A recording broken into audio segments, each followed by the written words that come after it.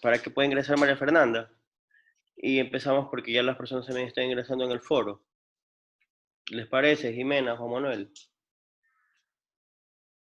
Sí, aquí estamos. Esperamos nomás, está bien 5 minutos. Sí, 5 minutos está bien.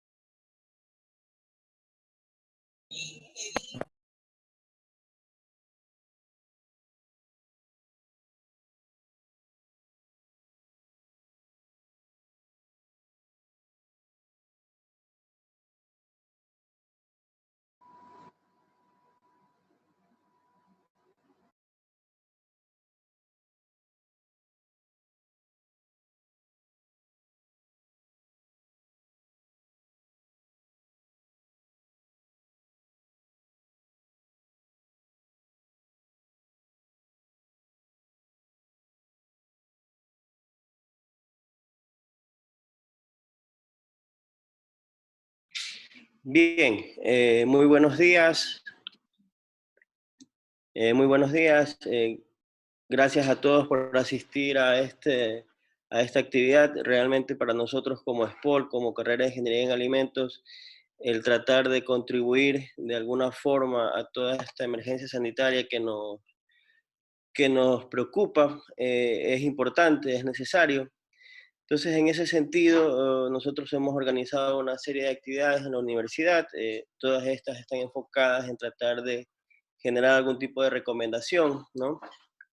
Entonces, el día de hoy vamos a conversar acerca de, bueno, qué tipo de problemas asociados a la inocuidad derivados del COVID podemos encontrar, ¿no? Entonces, si Juan Manuel me ayudas y adelantamos la diapositiva.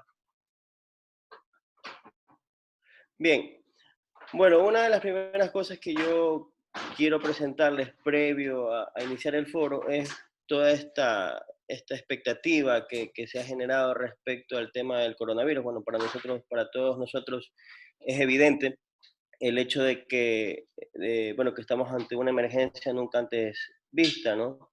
Sumamente complicada.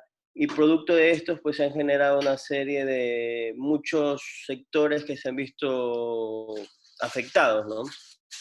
Y dentro de estos sectores, pues uno de los que de alguna u otra forma se ha fortalecido, si me ayuda Juan Manuel, es el tema de la cadena alimenticia, ¿no? Como ustedes pueden ver, pues evidentemente para poder pasar esta cuarentena ha sido necesario que nosotros busquemos, ¿no?, alternativas de compras, ¿no? Los supermercados trabajan sin parar, igual los mercados, las pequeñas tiendas de cada barrio. De igual forma, el servicio a domicilio también se ha incluido. Entonces son algunas estrategias que nosotros hemos fortalecido. Sin embargo, dentro de todo esto que está fortalecido, también hemos sido capaces de ver que hay serios problemas, ¿no? Como ustedes van a ver a continuación, si Juan Manuel me echas una mano, pues imágenes como esas también son muy habituales. Por ejemplo, dudas como, bueno, ¿qué tengo que hacer yo para manipular mis alimentos? Usar detergentes está correcto, ¿no? De igual forma también el sobreabastecimiento, también a muchas personas cometemos de alguna u otra forma el error de ir y comprar alimentos de manera desmedida.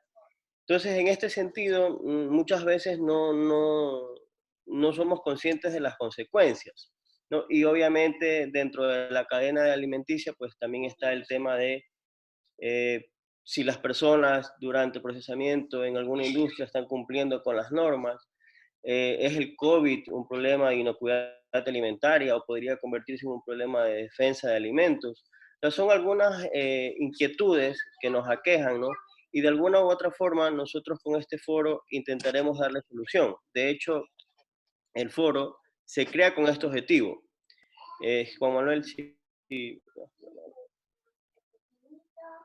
Entonces es precisamente que bajo este contexto nosotros planteamos la organización de este foro, donde contamos con 3 invitados que nos van a dar sus puntos de vista desde diferentes enfoques, ¿no? Entonces, bueno, mi nombre es Jonathan Coronel, sean bienvenidos nuevamente. Antes de empezar con esto, pues enviarles un abrazo de solidaridad, el hecho de que espero realmente que todas sus familias y ustedes se encuentren muy bien. Y a partir de aquí, pues vamos a empezar con el foro. El foro está diseñado de la siguiente manera. Vamos a tener 3 invitados. Cada invitado tiene alrededor promedio de 15 a 20 minutos. Una vez que el invitado presente, haga nos comparta su experiencia, lo que vamos a hacer es el público tendrá 5 minutos para que nos pueda hacer llegar sus preguntas a través del chat. Nosotros recopilamos esas preguntas y luego al final de que los expositores culminen sus presentaciones, nosotros vamos a ir dando solución a todas esas preguntas que nos dejen en el chat. Entonces les agradezco y sin más, invito, la primera participante que vamos a tener es Jimena Yepes. Jimena Yepes ella es ingeniera de alimentos de SPOL, ha tenido mucha experiencia a nivel industrial. Ella realiza su posgrado y su tanto de maestría y doctorado en la Universidad de Purdue en Estados Unidos. Ella se ha destacado, ha trabajado profundamente en el tema de nuevas tecnologías aplicadas a la conservación de alimentos, teniendo mucha experiencia en lo que es el uso del plasma frío como una estrategia moderna, sobre todo en lo que es conservar aceites. Entonces, el día de hoy ella nos va a compartir su experiencia y algunos consejos respecto a la conservación de alimentos, ¿no? Que un poco está relacionado con el hecho de muchas veces esta compra excesiva de productos, ¿no? Entonces, sin más, los voy a dejar con Jimena para que Jimena nos pueda compartir su experiencia. Y como les comento, una vez que ella termine su presentación, les rogaría que sus preguntas las dejen en el chat para nosotros poderlas recopilar y luego poderles dar respuesta. Sí, Adelante, Jimena. listo, muchas gracias, Jonathan, por la presentación. Bueno, aparte de profesora, también soy mamá, tengo 3 hijos, así que estamos pasando y voy a tratar también de dar ejemplos cotidianos que nos puedan, no sé, servir de alguna forma para esta cuarentena, ¿no? Entonces, como lo dijo Jonathan, esta pandemia ha cambiado nuestras vidas en muchos aspectos, ¿no? En muchos aspectos y no sabemos qué va a pasar más adelante. Pero lo que sí sabemos es que vamos a tener que alimentarnos bien y cuidar nuestra salud. O sea, esto es algo muy importante en este momento. Y el sistema de alimentos está afrontando esta crisis en primera línea. La demanda de alimentos es muy alta y al comprar alimentos podemos ver que no siempre está todo disponible. Hemos visto, creo que la mayoría de las personas hemos visto cierta deficiencia en alimentos como pan o fideos, carnes, todo esto. Pero dentro de todo esto, la buena noticia es que el sistema de alimentos está bien estructurado, ¿no? No es tan frágil. La agricultura y el procesamiento de alimentos siguen caminando a pesar de todas estas dificultades, ¿no? Entonces, el problema que tenemos más que nada es la incertidumbre y esa reacción normal que tenemos todos de comprar más comida de la que necesitamos.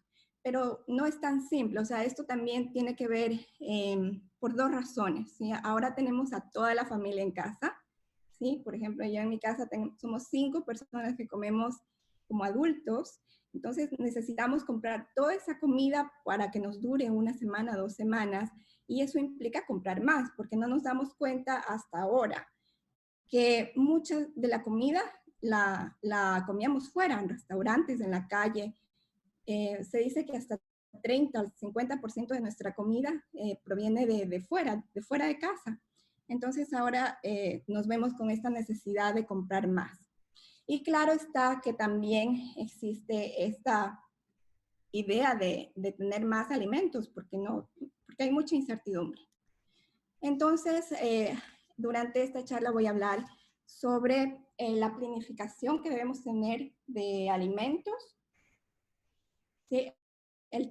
Algo también importante es el tiempo de vida útil de los alimentos y ciertas recomendaciones de procesamiento. ¿Okay? Entonces, en cuanto a planificar, hemos visto que al salir de casa vemos largas filas en los supermercados. ¿Sí? Nos toca 2, 3 horas para esperar a entrar a un supermercado. Y esto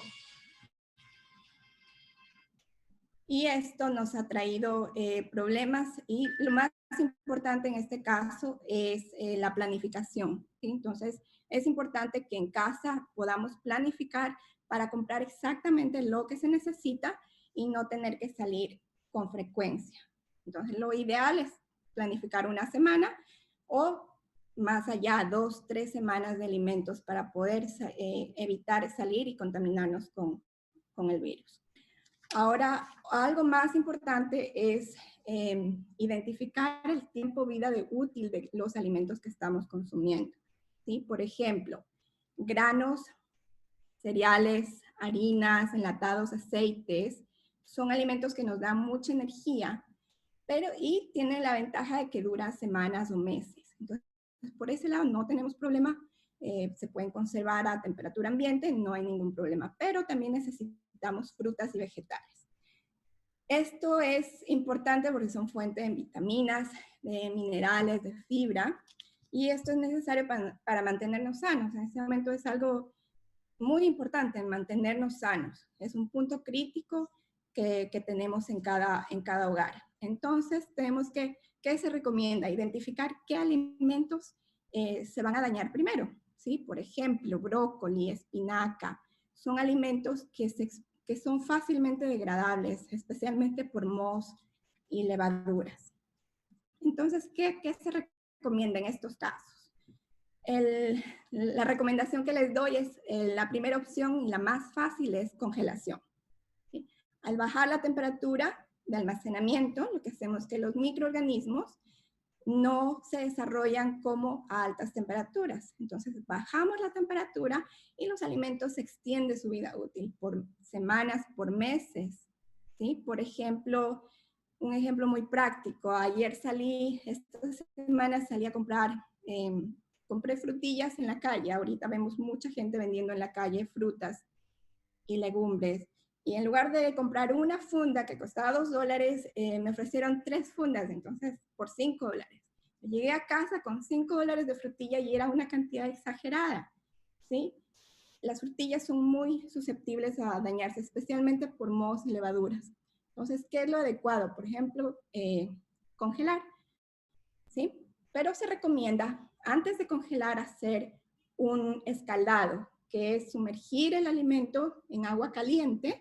Esto nos ayuda a inactivar ciertos microorganismos que pueden estar en la superficie, incluyendo el virus, y también inactiva ciertas enzimas que son causa de ciertas degradaciones físicas, solamente físicas como color, aspecto, textura de los alimentos. Entonces, como pueden ver en la imagen, este método de conservación es importante. El orden, el empaque, se recomienda fundas. Es importante etiquetar estos alimentos, poner qué es y la fecha en la que se hizo el almacenamiento para llevar un control de que tampoco se quede ahí por años, ¿no? Otra tecnología de procesamiento es la fermentación. Sí, si es que puedo, no sé, alcen la mano quién ha hecho pan en esta época de crisis. O sea, pienso que si vemos aquí entre los asistentes, ¿quién ha hecho pan? Alcen la mano. No sé, creo que no puedo ver en mi pantalla. Pero bueno, yo creo que eso ha sido un común denominador. Yo he escuchado muchas personas que han intentado algo que nunca se ha hecho en casa, porque siempre tenemos disponible, pero por ahora no hay esa disponibilidad de alimentos. Entonces, si tenemos harina, tenemos la facilidad de hacer pan, de hacer pizza, de hacer muchos productos que no requieren muchos, no, si se busca un poco de información, no es tan difícil y tenemos esa disponibilidad de alimentos en esta crisis.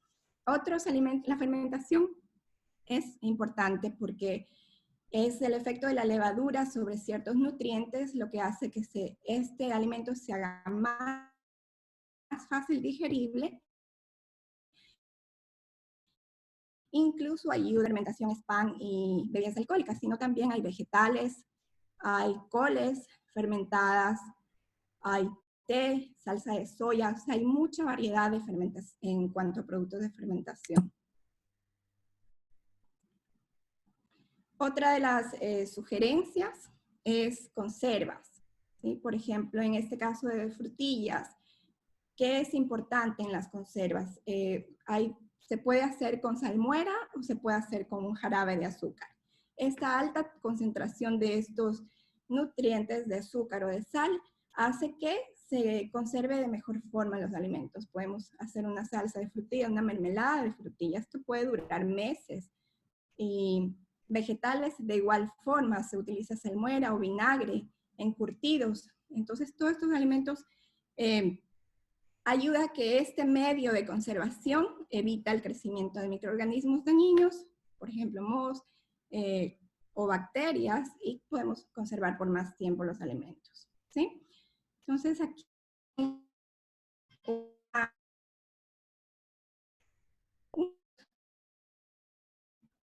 que pueden como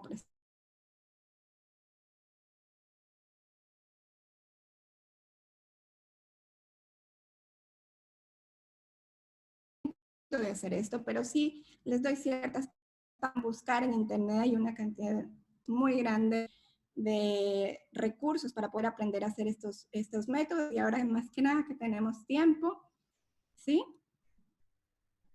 Tenemos aquí clases para hacer preservas y enlatados. Hay canales de YouTube que muy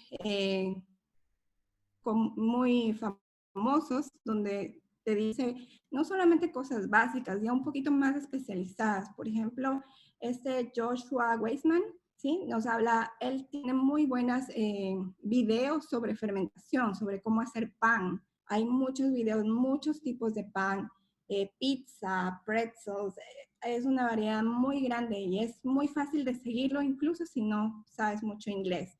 El video es muy ilustrativo. Hay otros también, por ejemplo, Epicurious. Hay una opción de videos en donde te muestra, aquí les puse un ejemplo, por ejemplo, un pastel de chocolate. La persona que no sabe mucho del tema está un científico de alimentos, ¿sí? Entonces te da en 20 minutos diferentes formas de hacer un pastel, empezando lo más básico hasta yendo hasta algo más científico. En español igual, tenemos es un documento de la FAO, donde nos da la guía de buenas prácticas para la elaboración de conservas y vegetales. Entonces hay mucha información en cuanto a este tema. Entonces, en conclusión, creo que es importante la planificación de la alimentación, ver bien el tiempo de vida útil para no enfermarnos por una intoxicación alimentaria. Y entre los métodos de procesamiento que les recomiendo ahora que estamos en casa son congelación, fermentación y conservas. Por último, para cerrar esta charla, les voy a comentar, hay algo que lo conocemos como inseguridad alimentaria. ¿Sí? Esto es una crisis de alimentos que ha llegado en este momento a todo nivel, ¿sí? A todo nivel. Por ejemplo, si nosotros vamos al supermercado y no encuentras un alimento que consumes normalmente, esta falta de alimentos ya se la considera como inseguridad alimentaria, ¿sí?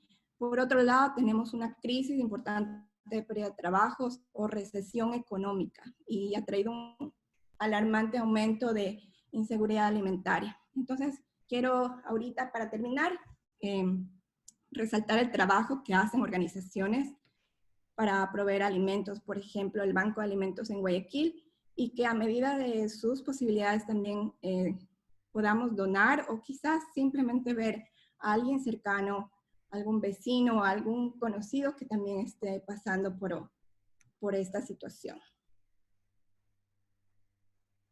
Eso es todo, y muchas gracias. Ahora voy a salir de mi presentación para poder continuar con preguntas. O Jonathan. Bueno, muchas gracias, Jimena, por tu presentación.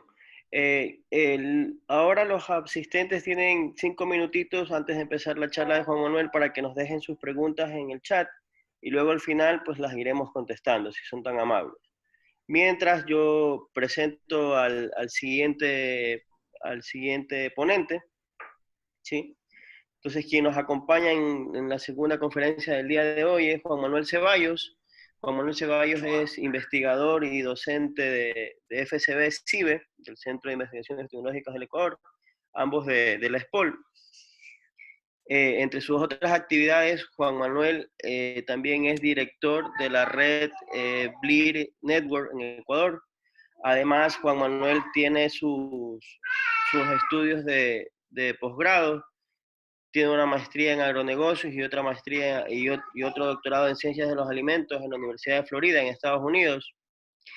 Actualmente la investigación de Juan Manuel se centra mucho en el uso de herramientas ómicas, tanto para la caracterización de fitopatógenos como el descubrimiento de nuevos compuestos que puedan ayudar a limitar el crecimiento de estos, ¿no? Tiene muchos artículos de investigación en diferentes líneas, lo cual le ha permitido obtener premios de reconocimiento a su investigación en SPOL, siendo así que en el 2015 fue nombrado el mejor investigador de la universidad, ¿no? Entonces, pues, muchas gracias, Juan Manuel, por compartir tu experiencia el día de hoy con nosotros. Entonces, la pantalla es toda tuya para que nos puedas compartir tus experiencias.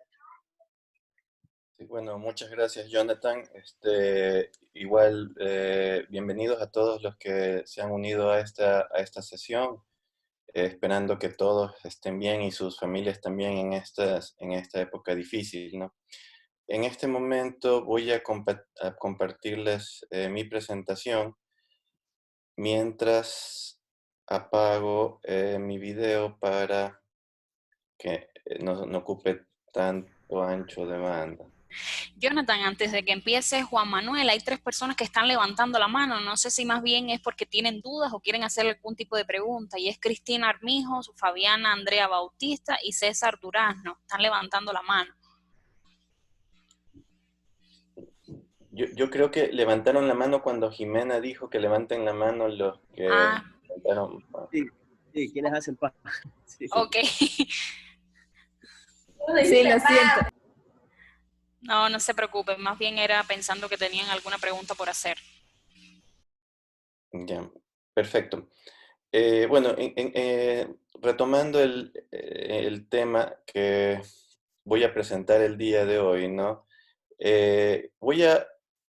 El tema de inocuidad alimentaria y de limpieza de los alimentos es muy amplio, ¿no? No se puede cubrir en 15 minutos de una charla, ¿no? O sea, eso en realidad es un tema que se ve en una o dos materias de la carrera de Ingeniería en Alimentos o de otras carreras, ¿no? Entonces, básicamente en esta presentación trataré de responder dos preguntas. La primera ¿es posible contraer COVID-19 por medio de los alimentos? ¿Cuál es el riesgo en realidad? Y la segunda es, ¿qué medidas debemos tomar nosotros para minimizar este riesgo, ¿no? Este riesgo de contagio de COVID-19 en alimentos? Bueno, no sé si algunos de ustedes han visto que ahora la gente está lavando los alimentos con cloro, con detergente, creo que con vinagre, con Pinoclin, no sé qué otras cosas le echan.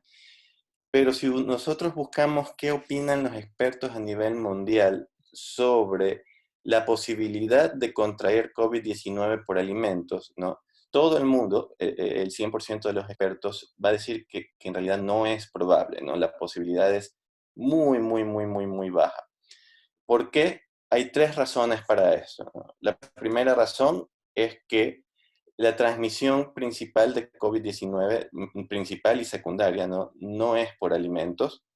La segunda razón, no se han reportado hasta la fecha transmisiones del virus que causa esta enfermedad por alimentos. Y la tercera es que hay medidas existentes en la industria alimentaria que deberían ser suficientes, ¿no? Voy a hablar un poco de estas 3 razones, ¿no? La primera razón dice que no es el mecanismo de transmisión, ¿no? Es muy poco lo que se sabe del virus, ¿no? El virus se llama, la enfermedad es COVID-19, el virus se llama SARS-CoV-2. Lo que se sabe hasta el momento es que este virus tiene unas proteínas en sus superficies que se llaman proteína S, que se unen a un receptor en las células, que es el receptor AC2. Pero no solo necesita de este receptor, sino que necesita de una enzima, ¿no? Que es una enzima, una proteasa serina transmembranal, que ayuda a activar esta unión para que luego se ejecute esto, ¿no? Se fusiona la membrana de nuestra célula con la membrana del virus, permitiendo la infección, permitiendo que ingrese el material genético, ¿no? Entonces, para que ingrese este virus necesita que la célula tenga estas 2 moléculas, ¿no? El receptor AC2 y esta enzima. Las investigaciones recientes, ¿no? Esta gráfica es de un paper que recién se publicó el viernes pasado, o ayer creo, no, sí, tiene fecha 27, se publicó ayer, buscando cuáles son las células en nuestro cuerpo que tienen ambos receptores, ¿no? Nosotros vemos aquí distintos tipos de células.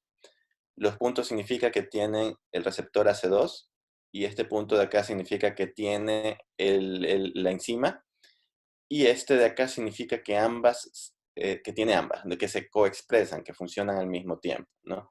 Entonces lo importante es esto, ¿no? Que tengan ambas. Y vemos que en la cavidad nasal hay dos partes. Y justo esas dos partes son las partes que están expuestas, ¿no? Las células ciliadas son las células que están dentro de nuestra cavidad nasal, pero que tienen contacto con el exterior, o sea, son las que tocan el aire. Y justo tienen esas dos moléculas, ¿no? Y las células secretoras. Ambas células están afuera, están en contacto con el aire. Entonces aquí hay un riesgo, ¿no? La cavidad nasal. Los pulmones los tiene. Otro importante, en las córneas, ¿no? En la parte superficial, también los tiene. O sea, el virus también podría entrar por la córnea, ¿no? Y vemos otros tipos de células, ¿no? Por ejemplo, en los intestinos, puede ser en el colon, esta es la vesícula biliar, etcétera, ¿no? Pero ya, lo más expuesto son estas dos, la cavidad nasal y las córneas, ¿no? Pero la pregunta es, si los expertos dicen que por alimentos no es el mecanismo de transmisión, pero al mismo tiempo me dicen que no me toque la cara, ¿no? Que no me toque la nariz, que no me toque la boca. Entonces, y yo el alimento me lo llevo a la boca, ¿no? Entonces, ¿me puedo o no me puedo contagiar por alimentos, ¿no? ¿Qué pasa si yo tengo el alimento y recién la persona que me lo vendió le estornudó, ¿no? Y esa persona tenía COVID-19, tenía el virus de COVID-19 y le estornudó? El virus sí va a estar en la superficie, va a estar ahí definitivamente por un tiempo, no mucho tiempo, porque recién estornudó. Pero, ¿por qué entonces dicen los expertos que no es el mecanismo de transmisión si me lo llevo a la boca? Bueno, la razón de eso está un poco en nuestra anatomía, ¿no? Esta es nuestro sistema, una mezcla de nuestro sistema, la primera parte de nuestro sistema respiratorio y la primera parte de nuestro sistema digestivo, ¿no? Cuando nosotros respiramos, ¿verdad? El aire puede ingresar por la nariz o por la boca y toma este camino, ¿no? Se va por, por la faringe y la laringe, baja por la tráquea a los pulmones, ¿no? Y nuestro esófago está cerrado. Pero cuando comemos, no. ¿Qué pasa con nuestras vías respiratorias? Se cierran, ¿no? Gracias a la epiglotis se cierra y no hay paso, ¿no? No hay contacto en la vía respiratoria, ¿no? Por lo tanto, para que un patógeno pueda transmitirse por alimentos, debe ser capaz primero de sobrevivir en el estómago, los pH bajos, ¿no? Y segundo, tener afinidad a las células superficiales del sistema digestivo inferior, ¿no? Entonces, una cosa es que yo me toque la nariz y la boca, ¿no? Y otra cosa es que yo coma, ¿no? Coma algo, se forme el bolo alimenticio, la mezcla del alimento con la saliva. Eso ya de por sí ya limita un poco la transmisión, ¿no? Y se cierra la vía respiratoria hacia el sistema digestivo, ¿no? Entonces, la ruta normal de transmisión no es esa, ¿no? De este virus. La razón número 2 es que no ha sido reportado un contagio por alimentos, ¿no? ¿Esa es una razón suficiente? ¿Qué tan sólida es esta razón? Bueno, las enfermedades respiratorias es muy difícil que se transmitan por alimentos, muy difícil, pero no es imposible, ¿no? Ya se ha reportado antes en el caso de la faringitis, que es una inflamación de la faringe, se considera una enfermedad respiratoria no causada por COVID, sino por estreptococo, ¿no? Este es uno de los pocos casos en el cual los alimentos sí son un vector de transmisión de una infección respiratoria, ¿no? Pero, ¿qué significa que no hayamos reportado eso con COVID-19 y sí con estreptococo? Veamos este caso. Para ilustrar eso, he traído este ejemplo que es del 2002. Hay ejemplos más recientes, pero este es más didáctico, ¿no? Por eso lo escogí, ¿no? Transmisión de un estreptococo por alimentos, causando faringitis, ¿no? No causando enfermedades gastrointestinales. Entonces, ¿qué sucede en esos casos? ¿Cómo es que se procede a analizar un estudio epidemiológico? Va una persona con faringitis, ¿verdad? Al doctor, ¿no? Y se investiga y resulta que son varios casos, ¿no? Entonces, los epidemiólogos van y rastrean con qué personas han tenido contacto este grupo de personas, ¿no? Entonces, en este caso en particular, se rastrearon hasta 100 personas que estuvieron en contacto durante el tiempo en el que pudo haberse producido el contagio. Y luego, ¿qué hacen ellos? Ellos hacen análisis, toman muestras, hisopados, a todas esas 100 personas, tanto tengan o no tengan síntomas, ¿no? Todas esas. Y se establecen los escenarios en el cual ellos estuvieron expuestos y en el que posiblemente hubo el contagio. Entonces, ellos identificaron en este ejemplo dos escenarios, ¿no? El primero es un potluck, un potluck es una reunión en la cual cada quien lleva algo de comer, y el segundo fue un banquete, ¿no?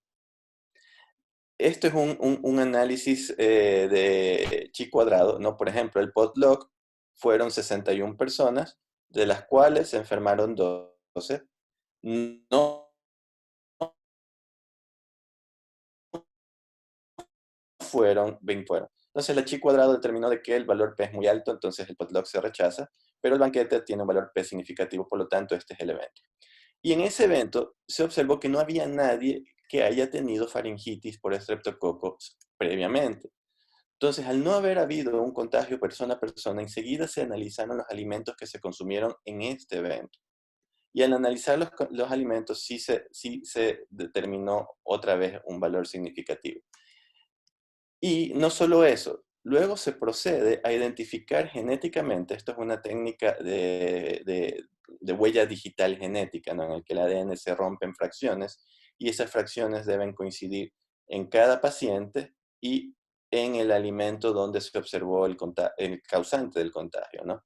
Entonces todo coincide, ¿no? Excepto en este paciente que tiene otro perfil, por lo tanto se enfermó por otro lado, ¿no? No se enfermó en este caso.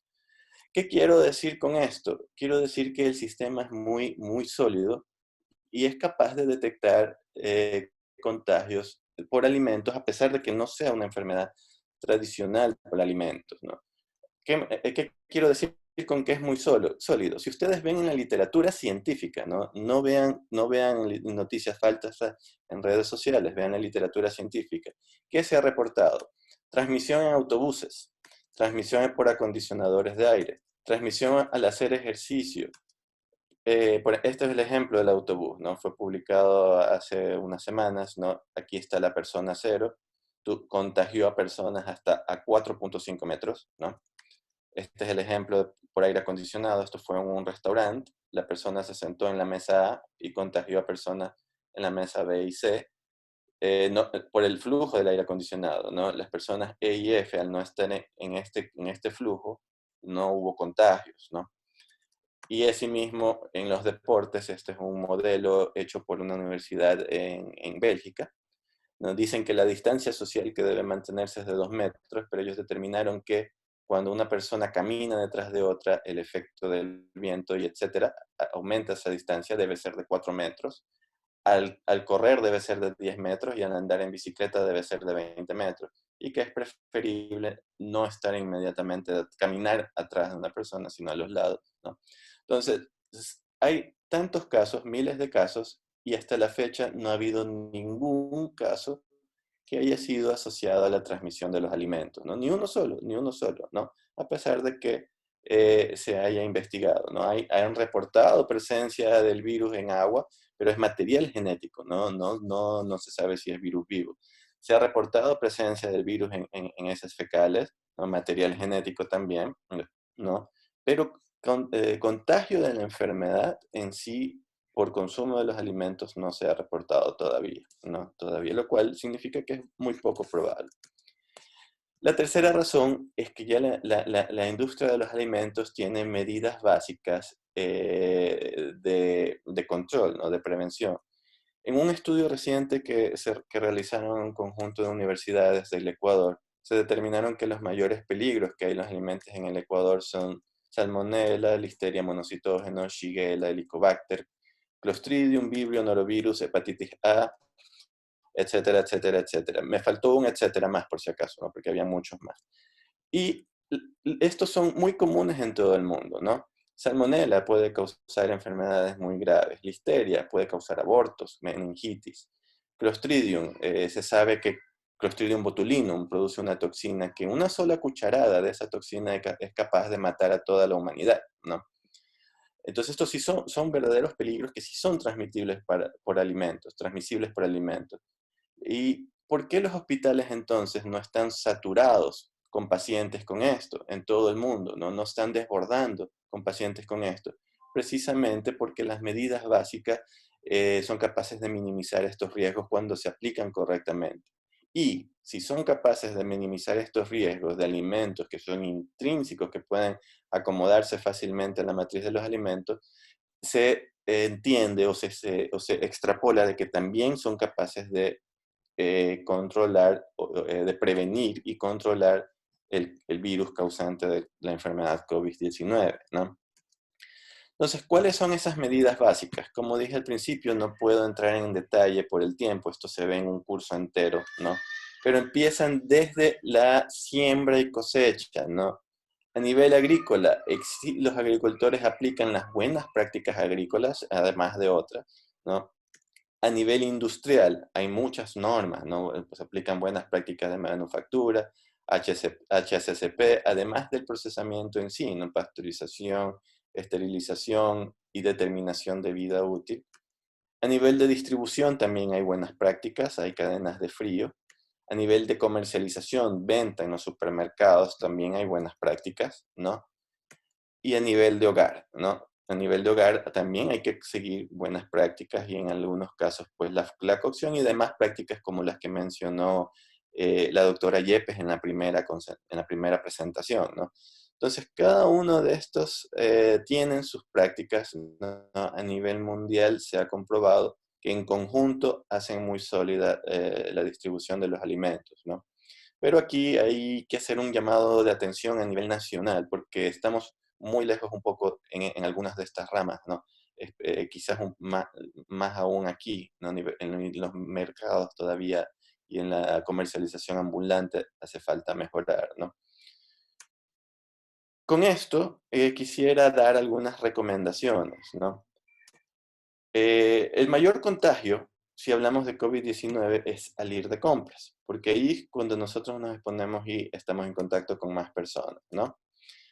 Mantener la distancia social, mínimo 2 metros, no estarse todo el día en el supermercado ni afuera, o sea, estar máximo media hora, tratar de desinfectar el carrito de compras, porque sí se ha comprobado que tocando por las manos sí se puede uno llevar el virus a la nariz o a la boca. No me toques. Desinfectar las manos durante las compras. ¿Por qué durante las compras con el gel? Porque a veces la memoria muscular, los reflejos, nos llevan nuestras manos a la nariz y la boca, ¿no? Mientras estamos comprando, ni nos damos cuenta.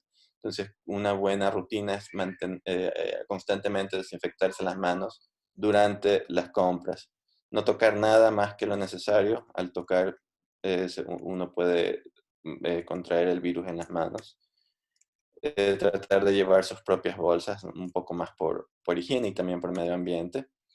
Y seguir las normas básicas de selección de alimentos. Aquí hay normas básicas, ¿no? Cómo saber si una carne está mala o un enlatado está, no sé, está, digamos, dañado o las frutas, vegetales. Hay normas básicas para comprar esos alimentos, ¿no? Que hay que seguirlas. Ya les voy a enseñar dónde pueden ver esas normas básicas. Luego en el hogar, ¿verdad? Se pueden seguir otras cosas, ¿no? Se pueden desinfectar los zapatos al llegar. Sí se ha visto que la concentración del virus mayormente está en el piso, porque acá caen las gotitas de saliva al piso, por lo tanto sí se pueden pegar en los zapatos.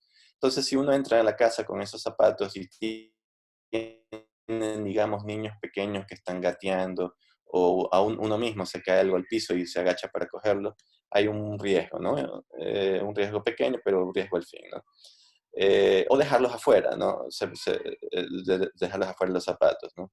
toda superficie, de hecho, que uno trae de afuera, es posible desinfectarla, ya les voy a mostrar cómo, pero no los alimentos, ¿no? Los alimentos tienen que lavarse con agua corriendo, ¿no? Como está en esa foto. No se debe usar recipientes, bandejas donde se estanque el agua, porque eso puede causar contaminación cruzada. El chorro debe ser fuerte, si se puede usar un cepillito o algo, y el lavado al menos 20 segundos, minuciosamente, ¿no? Pasando el cepillo de la mano por todos lados. No se debe usar ni cloro, ni jabón, ni nada, ¿no? Si a alguien le preocupa que este tomate alguien le haya estornudado antes de comprar, ¿no? Y que posiblemente tenga el virus adentro, debe lavarse las manos, porque el riesgo es no al consumir, ¿no? Sino el riesgo mayor es al tocarse la nariz, ¿no? o la boca. Entonces, debe lavarse las manos antes, durante y después, ¿no? Por ejemplo, yo lavo estos tomates, me lavo las manos minuciosamente y paso a lavar el siguiente alimento. Termino con el siguiente alimento, me lavo las manos minuciosamente y así sucesivamente, ¿no? Siguiendo, claro, las normas básicas. No usar cloro, jabón en alimentos, son súper tóxicos, ya han habido casos de gente intoxicada por cloro y jabón. Además, el cloro se ha asociado con cánceres, con algunos tipos de cáncer. Si a alguien le preocupa, puede lavar y luego, antes de consumir, pelar el alimento. Desinfectar todas las superficies, ¿no? Incluyendo las que mencioné acá arriba. Hay varias opciones, ¿no? Hay un listado, la EPA, de las opciones que se pueden usar para superficies de alimentos relacionadas con COVID-19. Y se incluye el hipoclorito, pero al 0.1%, no lo usen puro, 0.1%. Eso también pueden usar para los zapatos. Y seguir las normas básicas que les mencioné antes, ¿no? Lo cual, como ya mencioné, requiere mejoras a nivel nacional. Esto es un ejemplo que publicado por el Centro de Control de Enfermedades de Estados Unidos, de gente que se ha intoxicado por mal uso del cloro, ¿no? Ellos publican casos para evitar que la gente use cloro o detergente o jabón, ¿no? Para lavar los alimentos, ¿no? Solo agua. Esta mujer, por ejemplo, se le pasó la mano y tuvo que ser hospitalizada, ¿no? Por el cloro. Tuvo que ser hospitalizada y lo que ella quiso prevenir, es decir, el virus, más bien lo pudo haber contraído al irse al hospital con tantos casos de virus, ¿no? Entonces, hay que tener cuidado con eso. En la industria, en cambio, no se sugieren cambios, ¿no? Este es el Global Standard, son los británicos, acaban de emitir este documento para la industria, y ustedes pueden ver que no alienta a mayores cambios en la industria, simplemente cuidado con el contagio persona a persona y cómo manejar el ausentismo y el personal que no es permanente, ¿no? Pero de ahí las normas las mantiene, las normas básicas las mantiene. Y aquí hay una lista de recursos, algunos links que les voy a pasar por el chat. Las normas básicas yo no se las puedo dar ahorita, pero las pueden revisar en este link, ¿no? Este es el link de un consorcio de inocuidad alimentaria de aquí del Ecuador. Si ustedes hacen clic en el link, les va a llevar a esta página, ¿no? Que las pueden ver ahorita. Y pueden revisar distintos videos, ¿no? Buenas prácticas de higiene. Este primer video es, digamos, un resumen de todo, y de ahí ven paso a paso, ¿no? Desde la compra de los alimentos, ¿no? La conservación, la cocción, cómo servirlos, la limpieza y desinfección de manos, cómo desinfectar tablas de picar. Hay un tema de micotoxinas también aquí, y metales pesados en alimentos, ¿no? Esto es hecho por nuestra red de universidades Beer Network Ecuador, con auspicio de CEDIA, que financió un proyecto para hacer esto, ¿no? Nuestra red se llama INOAL. El otro punto es lo de los desinfectantes aprobados que les había mencionado. Eso lo pueden ver en el link. Aquí está en la EPA. Son desinfectantes aprobados contra el coronavirus, ¿no? Si ustedes pueden ver aquí, son 3 bases, ¿no? Hay una base de amonio cuaternario, hay una base en cloro y hay otra base de agua oxigenada, ¿no? Y ahí se empiezan a repetir las distintas concentraciones, ¿no? El otro recurso que pueden ver es la guía de inocuidad alimentaria de la industria, que les mostré acá, que debe hacer la industria en estos casos. Está aquí, es Global Standards de los británicos. Van al final y se pueden bajar el documento, ¿no? Y por último, una guía muy interesante que sacó, la guía de nutrición, que sacó la Facultad de Ciencias de la Vida de SPOL, ¿no? La SPOL tiene una carrera en nutrición y ellos han elaborado esta guía, son doctores nutricionistas y expertos nutricionistas, donde hablan de cómo debemos alimentarnos, ¿no? Alimentación en periodo de confinamiento, cómo debemos manipular los alimentos, ¿verdad? Lavarlos y desinfectar superficies, ¿no? Además de otras cosas, ¿no? Tratamiento de cárnicos, lactancia, etcétera, ¿no? ¿Qué alimentos consumir? Eso se los voy a poner en el chat de los mensajes, ¿no? Y listo, eso es todo. Creo que me pasé un poquito. Bueno, muchísimas gracias, Juan Manuel. Muchas gracias por tu presentación, bastante didáctica, y eso es bastante llamativo al momento de recibir el mensaje. Entonces, nuevamente, pido a los colegas que están aquí en el foro que por favor nos dejen sus respuestas, sus preguntas en el chat, y luego nosotros al final daremos nuestras opiniones. Entonces ahora voy a invitar a María Fernanda Morales, profesora de SPOL, más de 27 años de experiencia. Ella tiene una maestría por la Universidad de Oregón, de Estados Unidos, enfocada netamente en lo que es la parte de bioquímica.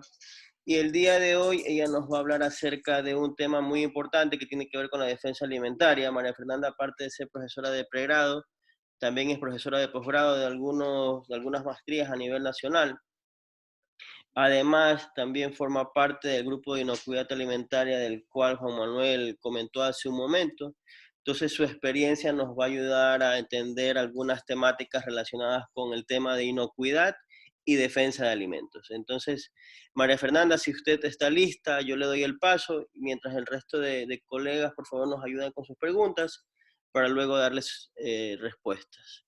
María Fernanda, ¿está por aquí? Sí, ¿me escuchan? Sí. Ya, Cuando perfecto. Cuando lo considere oportuno, pues puede empezar con su presentación. Perfecto. Antes que nada, buen día, bienvenido a este foro. En primer lugar, mi consideración hacia los familiares, quienes han perdido a sus seres queridos en el Ecuador y principalmente en nuestra ciudad. La SPOL está comprometida a aportar con un granito de arena a través de estos foros y otros tipos de metodologías que nos permita la actualización de conocimientos hacia cualquier sector público, privado, etc. Hay una cosa que sí es real en este tema, es que 3 o 4 meses conociendo un microorganismo de este tipo tan invasivo, tan difusivo y tan patógeno, no es nada en relación al tiempo. Así que aquí los expositores, nuestra principal función es darles un aporte a los links o a las bibliografías que hemos revisado, porque todavía falta mucho que decir en relación a este virus. Voy a apagar mi video, voy a apagarlo, para yo ya iniciar mi presentación.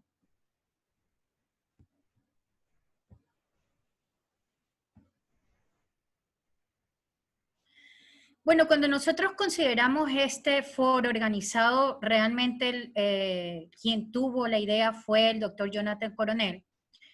Nos teníamos que distribuir cuáles eran los principales problemas en este momento para todos nosotros desde cualquier punto de vista.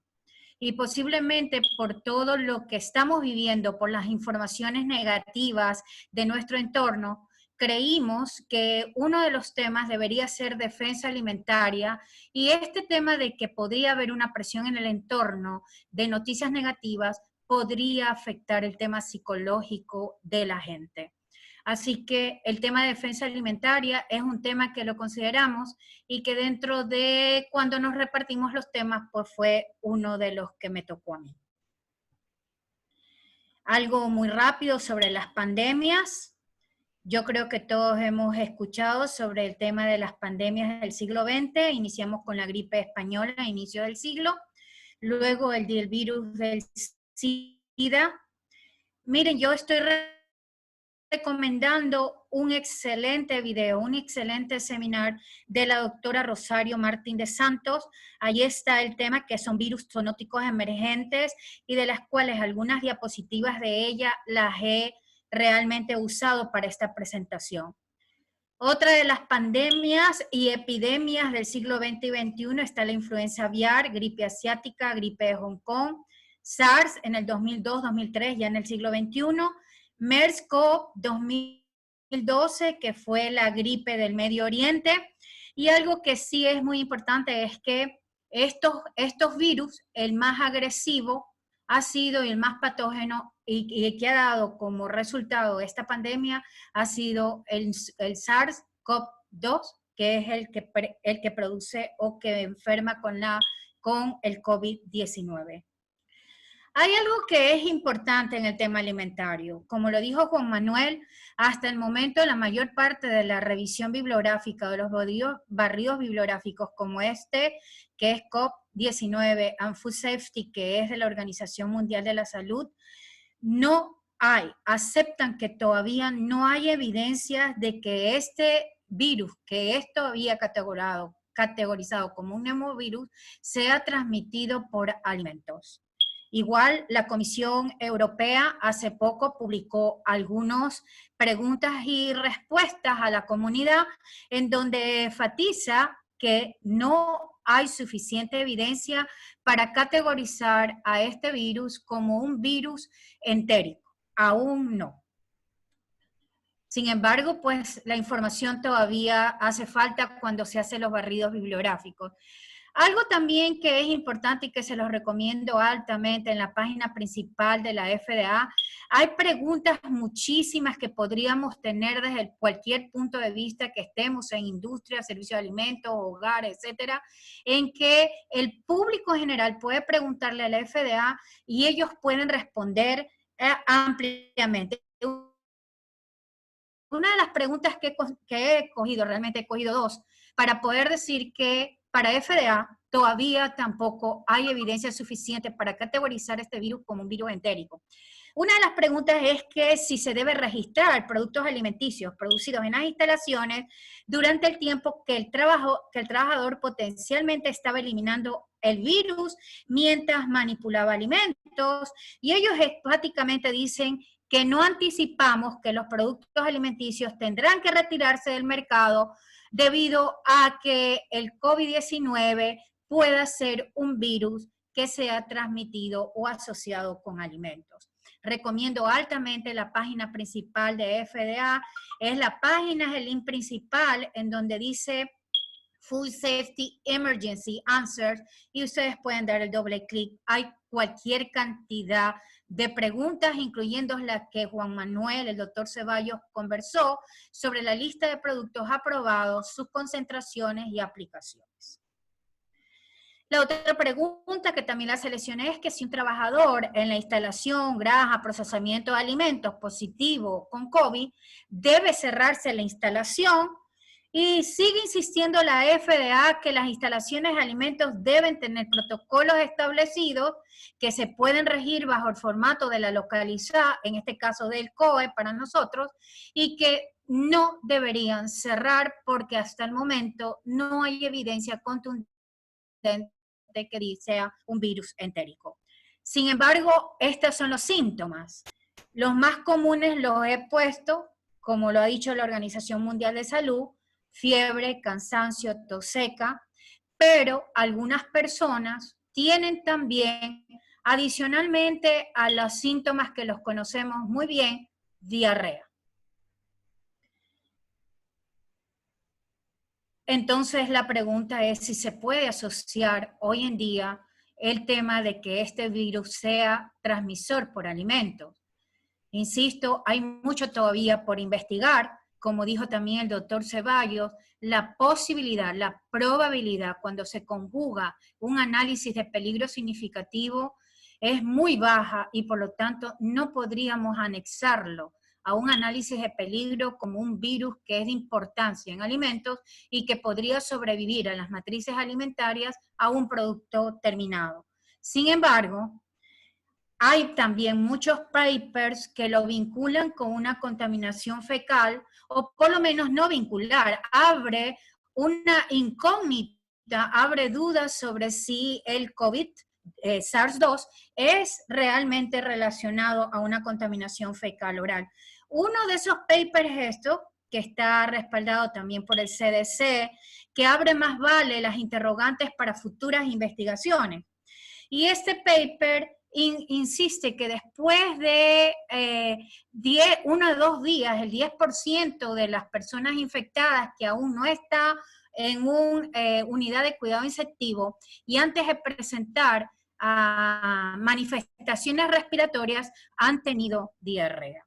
El paper también hace una revisión de las posibles vinculaciones de otros SARS, como el SARS y el MERS, en relación a que fueron identificados en drenajes y en aguas de drenaje. Y por lo tanto, la posibilidad fecal oral de transmisión del SARS-CoV no es un hecho aún, ni tampoco se la desvincula. Pero bueno, vamos al tema. Defensa de alimentos. La defensa de alimentos es toda medida de prevención y de control enfocada a proteger el suministro de alimentos y todos los suministros que conlleve una cadena de producción principal de alimentos de una contaminación intencional o deliberada con diversos agentes. Nosotros cogimos este tema, en mi introducción se los comenté, el tema de tener tanta negatividad en el entorno puede perjudicar la psiquis de muchas personas y poder de una u otra manera introducirse en personas que tienen afectación psicológica. La defensa entonces de alimentos es un acto deliberado, sus objetivos es causar un daño a alto nivel, sea un daño físico, sea un daño psicológico, sea pánico, sea desconfianza, sea una destrucción de la marca, entre otros, ¿no? Una marca de producto, entre otros. Lo otro es una contaminación intencional de algunos de los peligros que analizamos en HACCP y en las buenas prácticas de seguridad alimentaria, de una manera intencional que no ocurre regularmente y que desafortunadamente no es predecible, no lo podemos predecir. No es lo mismo que inocuidad alimentaria, que lo conversó bastante Juan Manuel. La inocuidad alimentaria no es intencional, es previsible y hay posibilidad de control. Estas son todas las medidas desde antes de esta pandemia. Por lo tanto, no se nos ha hecho muy difícil, al menos en los sectores de la industria de alimentos y en los sectores de los restaurantes, al tener buenas prácticas de higiene, buenas prácticas de manufactura, en relación a la prevención de peligros que pueden inmiscuirse en esta cadena productiva y que no son intencionales. Muchísimos de ellos todavía nos están diciendo que no hay que usar joyas, hace mucho rato las controlamos, nos están diciendo el tema de lavado de manos, el tema de guantes, etcétera, etcétera. Pues muchas de esas se nos ha hecho, muchas de las aplicaciones que hemos puesto ya en la industria de alimentos y en restaurantes, muchos de ellos ya se nos ha creado un hábito que nos ha permitido de una u otra manera que este tema de las medidas preventivas y de control se nos haya hecho un poco más fácil. ¿Qué es lo que se está enfatizando o qué es lo que se está acentuando? Se está acentuando las frecuencias posiblemente del ingreso de personal, ya no solamente a plantas, sino también desde la garita, y no solamente personal que está involucrado directamente en la manipulación de alimentos, por ser una de las transmisiones muy claras, persona a persona, o personas, superficies de contacto inertes, que es lo que más tenemos bibliografía. Entonces, ha entrado mucho el tema del personal administrativo, principalmente el tema de vendedores, choferes, a cuales hemos asentado mucho más el tema de higiene y el tema de hábitos de higiene y de buenas prácticas. No podría ser de manufactura, pero buenas prácticas para prevenir un tema de productividad como es la transmisión de este virus. ¿Qué más hemos hecho? Controles médicos más acentuados. Miren, frente a esto, pues posiblemente haya preguntas sobre estas mangas, esperemos las preguntas, pero si ustedes ven, esta persona está bastante cubierta, no llega mucho el tema del contacto de una solución de químicos para poder reducir este microorganismo en contacto con ropa, pero mucho más recomendados son las aplicaciones puntuales como las están viendo, ¿no? El control médico es continuo. Hoy en día muchas empresas y muchos servicios de alimentos los están haciendo semanalmente. Antes eran 2 veces al año, o cuando hay un dato epidemiológico de una enfermedad transmitida de alimentos, o cuando el personal reingresaba nuevamente a sus actividades después de un periodo de ausencia de la empresa.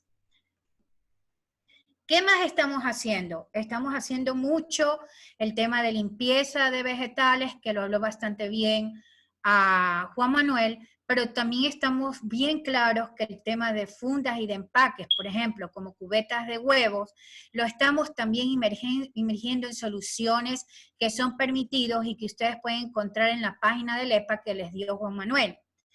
También el manejo de residuos de estos empaques, estamos poniendo mucha atención en empresas, en organizaciones como los restaurantes. ¿Qué más también estamos poniendo atención, sobre todo en los servicios de despachos, en los servicios de alimentos? Limpieza de las loncheras térmicas, sea privadas o propias de los restaurantes, cosas que no hacíamos antes, limpiezas continuas de dinero, de llaves, de mesones, etcétera, etcétera, en las áreas de despacho de alimentos. Otra cosa que le estamos poniendo mucha atención es a la limpieza de vehículos, tanto externa, mucho mayor interna. Y ya vamos a hablar el tema de inspección de vehículos como una medida de mitigación en relación a un control para los casos de defensa de alimentos. Bueno, les voy a decir un poquito los antecedentes de la defensa de alimentos. La primera ocurrió en el estado de Oregon. Fue en el año 1984, donde una secta, su líder, inoculó intencionalmente salmonela para boicotear una de las elecciones en donde uno de los miembros de la secta quería participar y por lo tanto quería crear ausentismo y permitir que el participante o miembro de la secta ganara. Uno de los restaurantes que fue inoculado de una manera intencional fue Taco Bell de la localidad de Oregon. Otro que motivó mucho al dinamismo del cambio normativo fue en el 2001 con los antecedentes de bioterrorismo, que todos nosotros sabemos, y que fue enviado esporas del antras en el correo público de los Estados Unidos. Realmente esto impulsó muchísimo el dinamismo de las normas para defensa de alimentos, espectacular. Fue uno de los normativos. Porque se puede dar una contaminación intencional por resentimientos laborales, por ajustes de cuenta, por competencia desleal. El empleado ha de creer que otra empresa debería salir más adelante que lo que su empresa donde trabaja debería hacerlo, por razones políticas, por razones religiosas. Hay muchas cosas que muy cercanas a las elecciones en nuestro país se convierten en razones políticas. El tema laboral y a niveles gerenciales podrían no compartir un candidato y ser parte de una razón por la cual una inocuidad alimentaria no intencionada se puede convertir en una medida para tomar en defensa alimentaria. He subrayado las presiones del entorno. Ahorita recibimos muchísima noticia negativa Eso incluye a que hemos experimentado la pérdida de familia o de familiares y por lo tanto podría estar influenciando nuestro psiquis.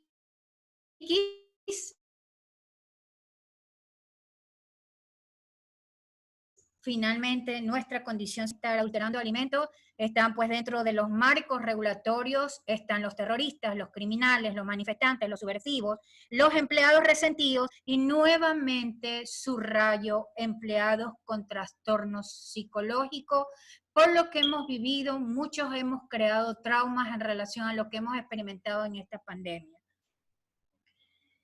Nosotros tenemos que saber que muchísimas industrias, principalmente es la industria, quien ha tenido que implementar plan de defensa de alimentos. Y un plan de defensa de alimentos no es otra cosa que un conjunto de políticas y procedimientos que tienden a prevenir, a mantener, a proteger, a responder y también a saber si es fácil o no recuperarse del impacto de este acto intencional que fue deliberado y por lo tanto saber si puede recuperarse desde el punto de vista económico, desde el punto de vista del alimento mismo, etcétera, etcétera. El tema de poder llegar a un plan de alimentos e implementarlo en la parte metodológica simple necesita una evaluación de los peligros, de su mitigación, de sus medidas de control, preparar el plan de alimentos y ponerlo en marcha. ¿Qué componentes se incluyen en un plan de defensa? Dentro de los componentes, es que hay muchos componentes, hay mucha metodología hoy en día usada, pero los principales componentes son primero identificar las amenazas, que no es otra cosa que los peligros que nosotros identificamos normalmente dentro de un plan HACCP, pero hay otros componentes.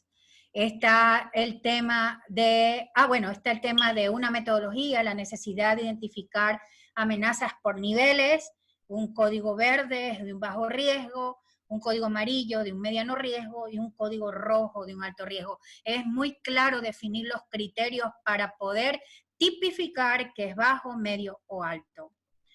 El otro es la vulnerabilidad. Otro de los componentes muy importantes para defensa de alimentos es vulnerabilidad. La vulnerabilidad está involucrada con la facilidad de llevar a cabo un ataque una vez que se accede al producto, en temas de si hay tiempo, en temas de cuál es la cantidad del producto que se ha contaminado, en temas desde el punto de vista del impacto. Importante es conocer cuáles son los puntos débiles de la empresa, importante es la priorización de los recursos, no sobredimensionar y por supuesto proteger a su gente, a sus bienes, a sus clientes y dar esa garantía que generalmente en alimentos debemos de darla. Otro de los componentes es la accesibilidad, que no es otra cosa que la facilidad del acceso a la amenaza del producto y cuán expuesto está.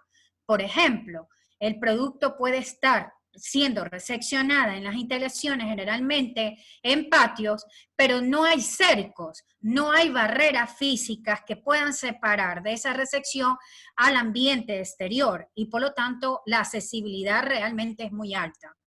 Para aclarar el tema de vulnerabilidad, en cambio, es el tema en cuanto el agresor tenga tiempo o en cuánto puede impactar al producto. Este es un tema de un sistema escalonado para la seguridad física y un poco para determinar nuestras medidas de control y mitigación y poder saber, sobre todo, más que la accesibilidad, porque la mayoría de plantas y de locales de servicio de alimentos están bien divididos en barreras, hace mucho rato por inocuidad alimentaria, pero sí por temas de vulnerabilidad. ¿Cuánto acceso o cuánto puede tener el agresor a poder estar frente al producto terminado? Es un sistema escalonado. Los controles específicos, que es parte de la metodología, es estar ligado a una estrategia de prevención para poder determinar las medidas de control.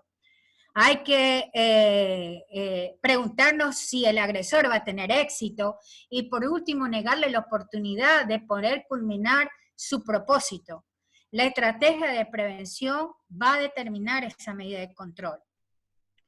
Algunas estrategias de prevención nos llama a preguntar si para contaminar el alimento puede tener un acceso fácil, si puede ser capaz de cometer el delito, si puede capaz obtener o introducir el contaminante. Por ejemplo, una de las cosas que para mí está muy vista es que el tema del uso de químicos y la distribución de químicos no está muy bien controlada dentro de las plantas.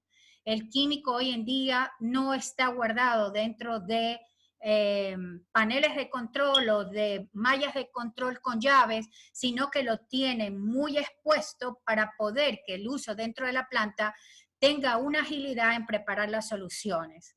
Ahí la vulnerabilidad es muy alta porque se encuentra distribuido dentro de las organizaciones químicos y muy probablemente los químicos dentro de sus envases y no en solución.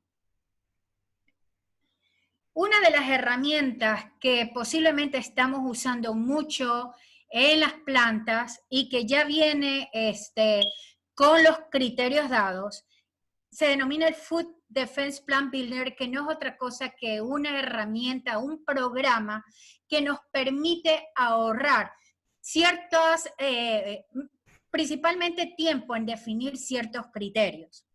El Food Defense Plan Builder ustedes lo pueden también ingresar directamente a la página principal de FDA, ir a alimentos, dar doble clic e ir a Food Defense.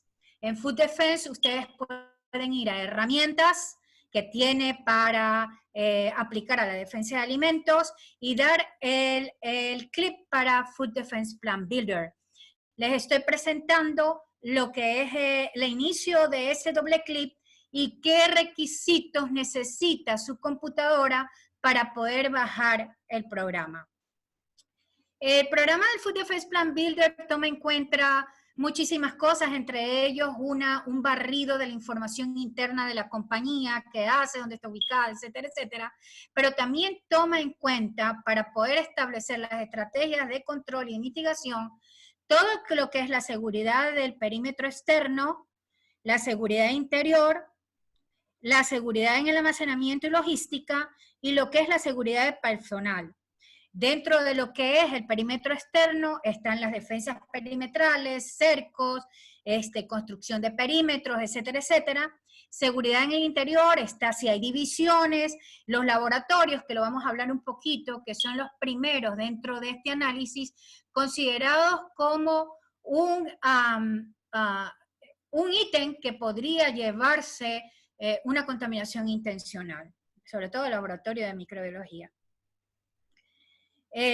Algo del Food Defense Plan Builder, como ustedes pueden apreciar, está claro algunos de sus criterios. Por ejemplo, uno de los criterios más altos para accesibilidad es que si el alimento está expuesto. Si se encuentra en un edificio donde no hay nada de cerco, la calificación debe ser dada muy altamente, pero ustedes también pueden ver en la escala diferentes criterios para poder en ese análisis del plan poder llegar a un consenso que defina internamente la organización cuál es su calificación y si es una medida que necesita ser implementada en ese punto, en esa etapa.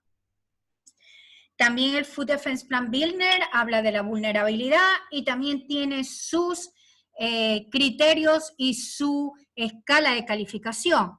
Por ejemplo, altamente vulnerable es aquel producto que está puesto ampliamente y que el tiempo permite fácilmente la introducción del contaminante. Es uno de los componentes o factores que nosotros nos preguntamos. ¿Hay tiempo? Una vez que accede este individuo, ¿hay tiempo? ¿Y cuán impacto va a llevar al producto? ¿Cuánto puede poner? Etcétera, etcétera.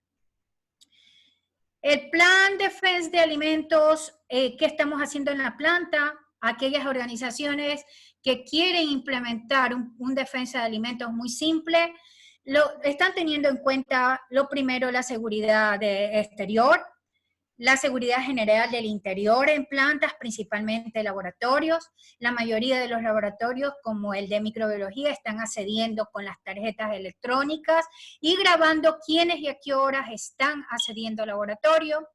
La seguridad en las áreas de recepción, embarque, porque es un tema abierto a cualquier puesta intencional de un contaminante en alimentos. Si bien es cierto, todavía no tenemos un barrido que nos permita aterrizar a una fotografía real si el virus se transmite por agua y hielo.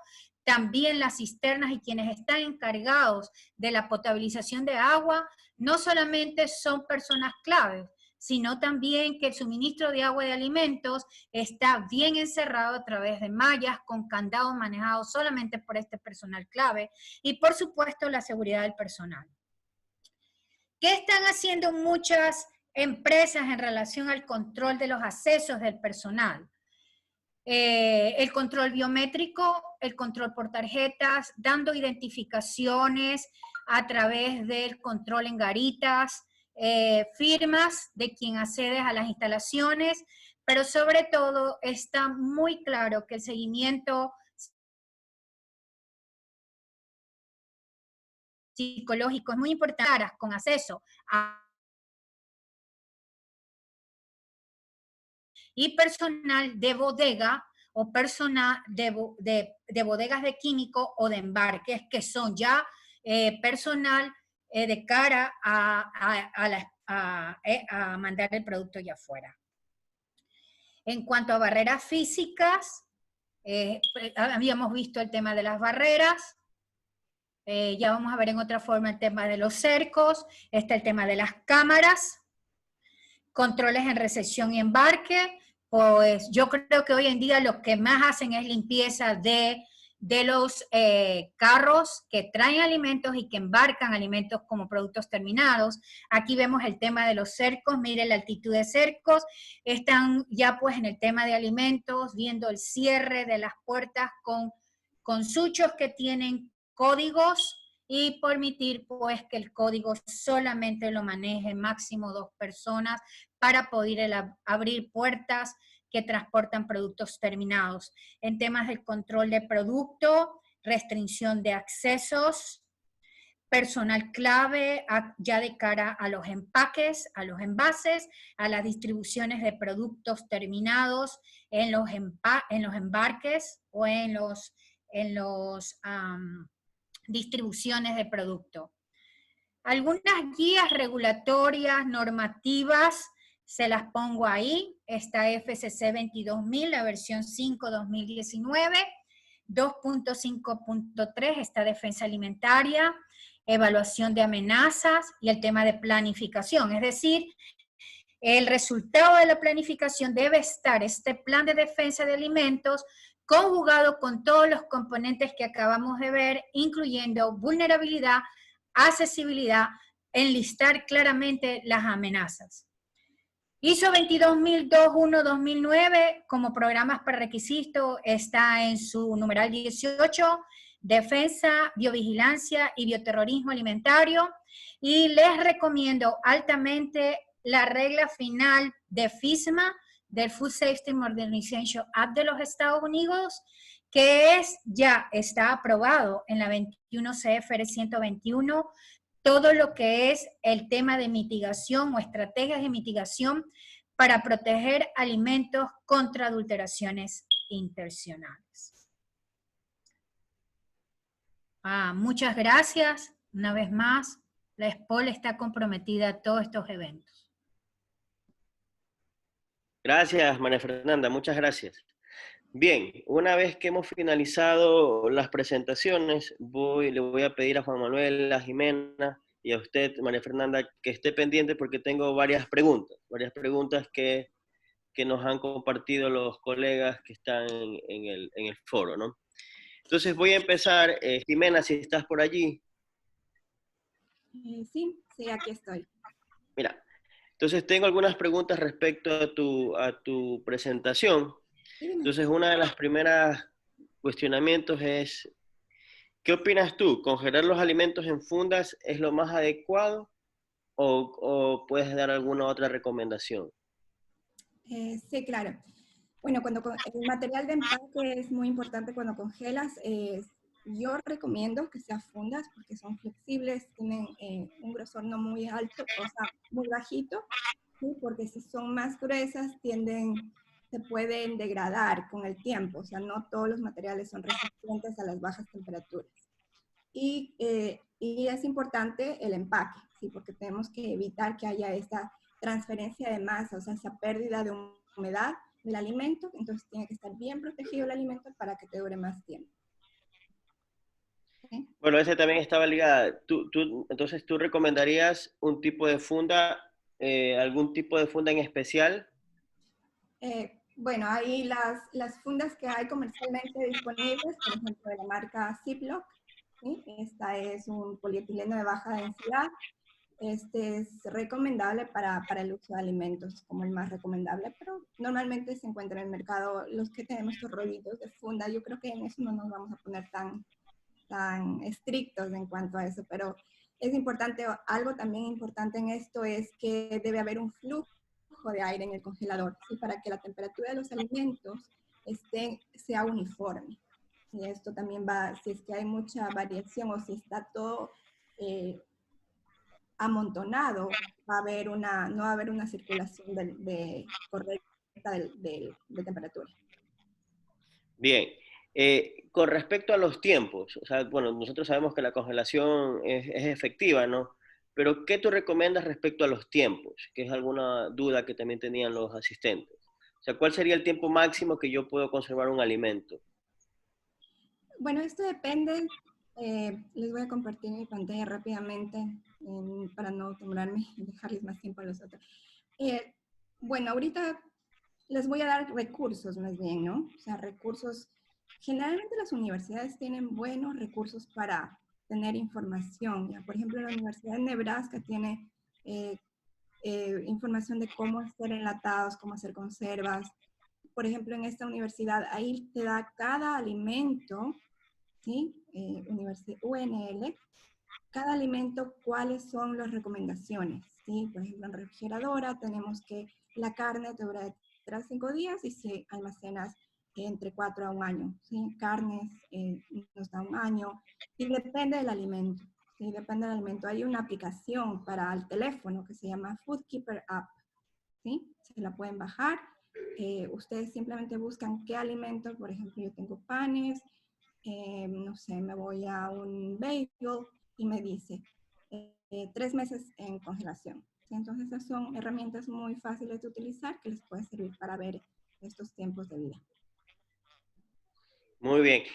Igual si luego podrías compartir esos links en el chat, así también los asistentes lo podrían tener porque están súper útiles. Ok, listo. Ya los voy a poner en el chat. Bien, bueno, algunas preguntas para Juan Manuel. Juan Manuel, ¿estás por ahí? Hola, sí, aquí estoy. Bueno, hay un tema que es, por ejemplo, el tema de las personas. ¿Tú qué consideras? O sea, ¿las personas pueden transmitir el COVID a los alimentos? Bueno, yo creo que tú en la presentación lo indicaste, pero se generó esa duda durante bueno, como una consulta. ¿Tú qué consideras? O sea, si una persona que tiene COVID-19 estornuda o tose en un alimento o en cualquier superficie, o sea, no lo veamos el alimento como alimento, sino como una superficie, sí va a estar el virus encima del alimento, ¿no? Sí, en la superficie, como puede estar, como se ha demostrado que está en los plásticos, en el metal, etcétera, ¿no? Eso sí, ¿no? Pero de ahí a que pueda enfermar, a que tenga la capacidad de enfermar a otra persona, eso es un paso gigante, ¿no? De que estamos hablando. Y ese fue, digamos, el centro de la presentación, ¿no?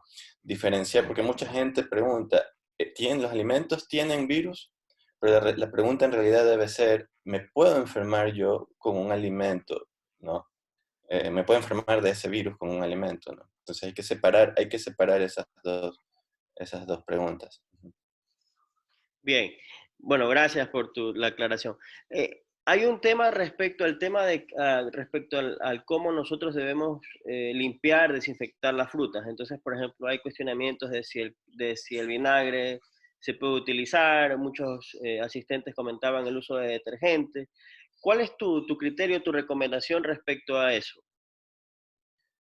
Sí, ese es un punto importante.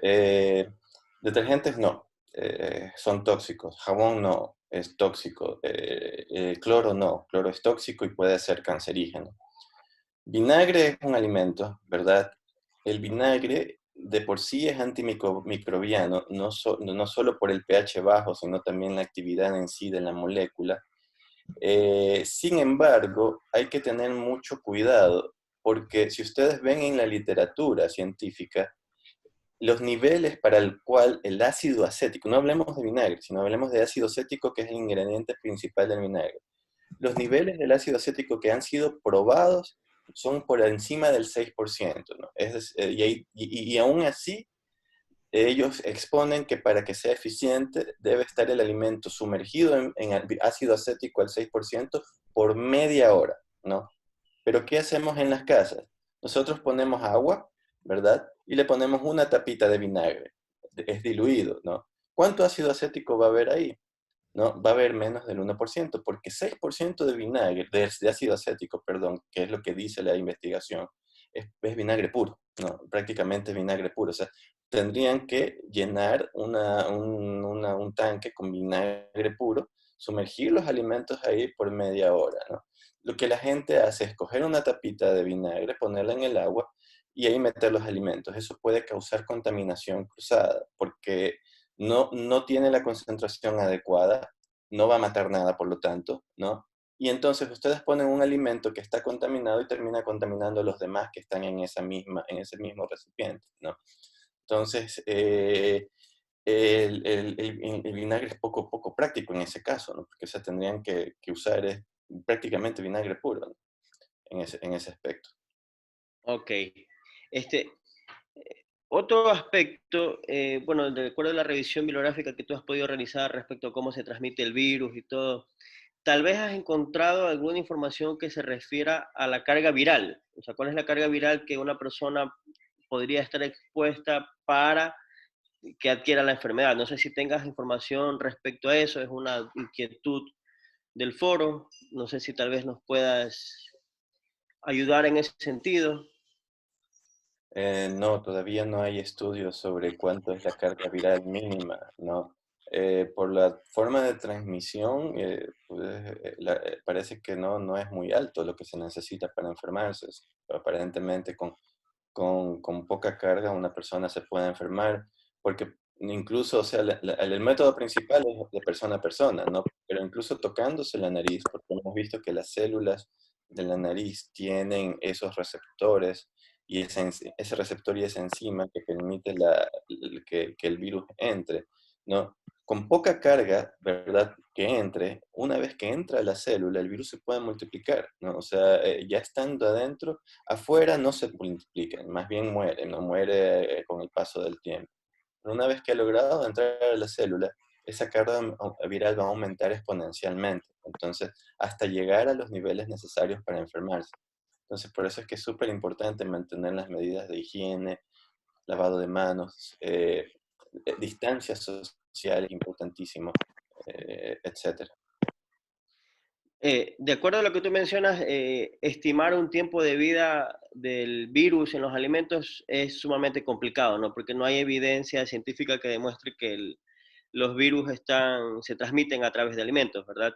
O, o sea, sería como porque hay otra duda respecto al tiempo.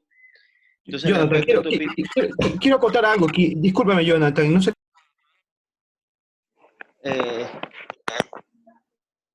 Sí, no se han hecho estudios sobre la sobrevivencia del virus en alimentos, ¿no? Hay estudios publicados en cuanto a eh, otras superficies, metal, plástico, etcétera, ¿no? Y ahí el rango de supervivencia es de pocas horas, de 3 horas hasta 3 días, ¿no? días. Entonces se estima que en ese rango sería el rango de sobrevivencia del virus en una superficie, pero eso está altamente afectado por factores ambientales. Ahora se descubrió que, por ejemplo, la luz ultravioleta del sol sí reduce la carga viral. La humedad relativa también afecta el tiempo de vida útil. La temperatura afecta el tiempo de vida útil también. Entonces eso no se ha investigado, ¿no? Nosotros tenemos en SPOL una propuesta para investigar nosotros eso, pero tiene que, digamos, seguir protocolos de protección para las personas que vayan a ejecutar ese estudio, ¿no? Mira, una última pregunta respecto a este componente, y es respecto al producto Vitalin, que tiene el N-alquildimetil etilcloruro de amonio, y preguntan si es efectivo para la limpieza de frutas y vegetales. ¿Cuál es tu No ha opinión? sido aprobado contra el COVID, ¿no? Pero en términos generales, si un producto ha funcionado contra lo que dice la EPA, ¿no? Si un producto ha tenido eficacia contra otros coronavirus, especialmente con el 1, ¿no? Este es el SARS-CoV-2, ya hubo uno en el 3, fue el SARS-CoV, ¿no? En eso sí se han hecho más estudios. Entonces, básicamente ponen los resultados, ¿no? Si ha habido efectividad contra esos otros coronavirus, se estimaría que sí, ¿no? Y por eso es que la EPA ha liberado esa lista, ¿no? La base de cloro, la base de peróxido de hidrógeno y la base de amonio cuaternario es efectiva, pero no todos pueden ser inmensos, ¿no? Entonces, es por eso que hay que revisar lo que dicen las normas, porque pueden producir intoxicación, ¿no? Entonces, hoy por hoy, la recomendación universal de todas las instituciones expertas en el tema es lavado con agua, un flujo fuerte de agua con tal vez alguna fuerza física, un cepillito o algo, ¿no? Eso sí se ha demostrado que elimina una gran cantidad de microorganismos, eso está reportado, está demostrado. Mientras que el uso de otros químicos que no están aprobados puede ser sumamente peligroso. Ya, perfecto, Juan Manuel. Unas consultas para María Fernanda, ¿está por ahí? Sí, estoy por aquí. Es respecto, nos dicen, ¿qué tan preparados están nuestras empresas, restaurantes, respecto a la legislación y regulación? ¿Hay algo que se haya establecido? En relación a defensa de alimentos nacionalmente, no lo hay. Quizás el mayor recurso del marco como vía es internacional. Las empresas de exportación están más claras en defensa de alimentos porque los antecedentes dan a que los más graves incidentes han sido en los Estados Unidos. Y como les dije inicialmente, fue en los ataques bioterroristas del 2001 y con los hechos de mandar las esporas de antrax en el correo, lo que hizo que las regulaciones americanas sean mucho más dinámicas y mucho más estrictas para los alimentos que llegan a ese país. En temas de la regulación nacional, poco hay en defensa de alimentos y también en defensa de agua. María Fernanda, hay un tema que es bastante repetitivo en las consultas, y es acerca de los túneles de desinfección. Bueno, hay primero una duda, ¿estos túneles de desinfección es una recomendación de qué organismo, qué tipo de productos se están utilizando y si hay alguna información acerca de las concentraciones? ¿Qué nos puede comentar acerca de esto? Sí, seguro. He hecho bastante barrido sobre relación a quienes están recomendando los túneles de desinfección. Pero la mayoría de los organismos internacionales, incluyendo el COE, en la resolución del COE, ellos dicen que si se usa el túnel de desinfección, no debería tocar piel, ojos, boca, nariz, y que si el personal pasa por estos túneles de desinfección, todo eso debe estar cubierto. Además, hay mucha preocupación en que esta cura sea peor que la enfermedad. Hay una cosa que es real. Lo primero, no hay compatibilidad alguna de destrucción con químicos frente a una superficie inerte versus a un uso humano. Si queremos un uso humano, no es para superficie inerte. Está claro que los usos de desinfectantes para humanos, las regulaciones están claras. Por ejemplo, miren lo que es agua, potabilización, no nos permiten más de 1.5 ppm de cloro residual. Y 1.5 ppm de cloro residual es menos del 0.0001 ppm. Sin embargo, Juan Manuel les dijo, en las investigaciones hechas para superficies de contacto, no debería usarse para matar este virus menos del 0.1%, así que no hay compatibilidad de uso. Lo más adecuado sería que la puesta de los químicos en la ropa con que viene el personal para entrar a las instalaciones sean puntuales. No lo aprueba la OMS, no lo aprueba la Comisión Europea. María Fernanda, ¿usted cree que es posible que pueda existir una contaminación de alguien, de un operario que haya pasado por estos túneles de congelación y que pueda esa contaminación llegar al alimento? Bueno, no se ha hecho todavía el análisis en relación a esa accesibilidad y en relación a la vulnerabilidad. Pero si tomamos en cuenta la relación de vulnerabilidad y con el tema de nuestra ansia de poder evitar una contaminación, una epidemia interna en la planta, posiblemente los productos químicos están muy distribuidos en la planta sin ninguna restricción. Así que la vulnerabilidad es muy alta, pero no hemos hecho aún este análisis porque hay otros temas, por ejemplo, el tema de determinación del individuo, y para eso hace falta una mayor continuidad en el aspecto psicológico, no solamente por defensa alimentaria, sino también por el ánimo del personal para acudir al trabajo, para poder disminuir el ausentismo laboral. Perfecto, María Fernanda, una consulta adicional. ¿Cuál es su opinión respecto a la comida a domicilio? Pues hoy en día es una acción que se está utilizando de forma muy común. Entonces, ¿es seguro? ¿Qué debemos considerar al momento de recibir una comida de este tipo? Los restaurantes, ¿qué tipo de recomendaciones deberían seguir? No sé si nos pueda guiar un poco en esa área. Sí, por supuesto. Como lo hemos hablado en este foro, muchas de las medidas de control del virus han sido medidas de inocuidad alimentaria aplicadas. Lo primero que tengo que decirles es que ha sido mucho más fácil para los servicios de alimentos que están en las buenas prácticas de higiene mucho antes de que sea la pandemia, el hábito de haber hecho una buena higiene, una buena operación de limpieza está mejor adquirido.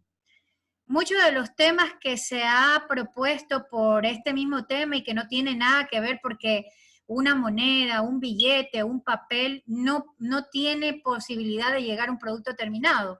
Si es analizado como lo hemos analizado en un plan de inocuidad alimentaria. Pero también hoy en día estamos en los locales de despacho tomando siempre precauciones, pero no es por inocuidad, sino por la transmisión del virus. Ahora, de la instalación hacia afuera, nos preocupa es que la mayoría de las comidas preparadas que pueden estar muy bien hechas, muy bien aplicadas, es que internamente en el restaurante sean desbaratadas fuera del delivery, o sea, en la aplicación del delivery. Es por eso que muchos restaurantes que son conscientes, porque hay que comprar alimentos donde uno conoce y donde uno podría confiar, es que este tema de las loncheras térmicas de los deliveries era una nuestra preocupación y por lo tanto muchos de los restaurantes están aplicando ellos mismos a costos de ellos, solo por conciencia, la desinfección con amonio cuaternario de quinta generación, muy parecido a lo que recomienda la lista de EPA para superficies indirectas a alimentos.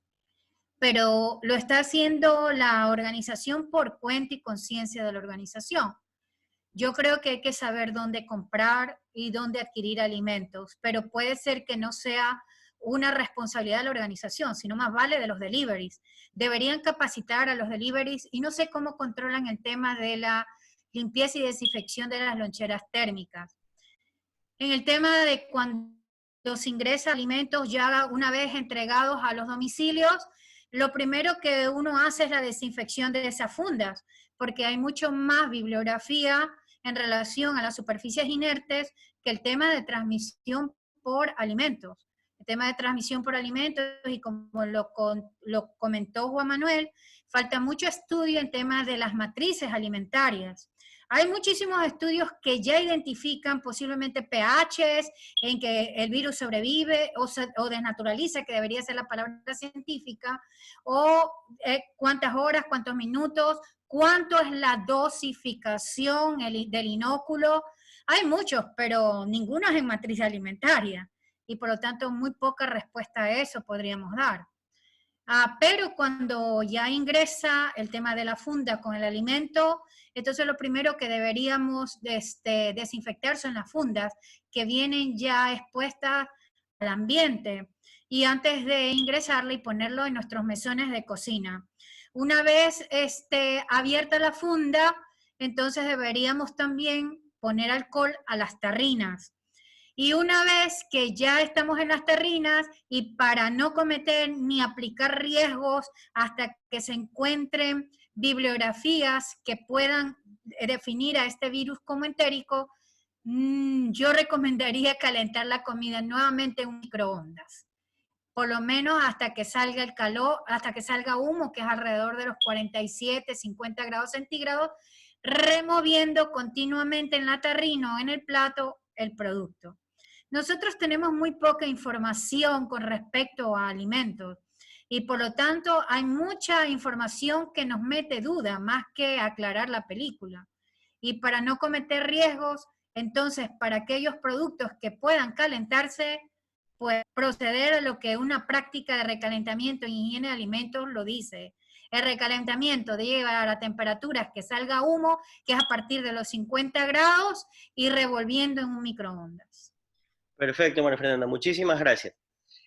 Voy para ir terminando el foro, voy a retomar con Juan Manuel y simplemente para topar tres temas que están siendo recurrentes en el chat. Entonces, si Juan Manuel estás por ahí para que nos eches una mano. Primero el Vitalin, o sea, Vitalin, cloro y el ácido acético vinagre, ¿no?